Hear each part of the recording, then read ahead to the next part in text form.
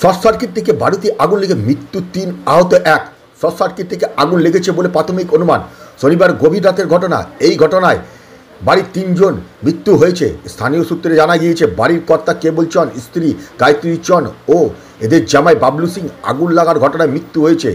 কেবল চন্দের মেয়ে শিল্পী সিং আশঙ্কাজনক অবস্থায় আসানসোল জেলা হাসপাতালে ভর্তি করা হয়। পরে তাকে দুর্গাপুরে একটি বেসরকারি হাসপাতালে স্থানান্তরিত করা হয়েছে বলে স্থানীয় সূত্রে খবর।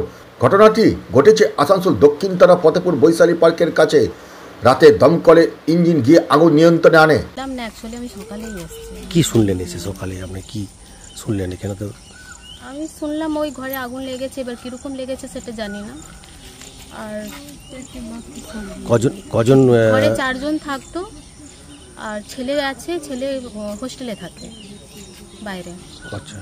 আর ওনার মা এখন হসপিটালে অ্যাডমিট আছে, কিরকম কন্ডিশনে আছে এখন বলতে পারবো না। আপনারা এই কলোনিতে থাকেন? হ্যাঁ, আমরা এখানেই থাকি।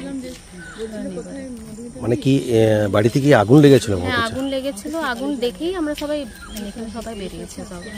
আর ওনার চিৎকার শুনে আমাদের এখানে যে গার্ড আছে উনি সবাইকে ইনফর্ম করলেন, সবাই ঘর থেকে বেরিয়ে এসেছে। তখন অলমোস্ট আগুন অনেক উপরে পর্যন্ত ছড়িয়ে গেছে। হ্যাঁ।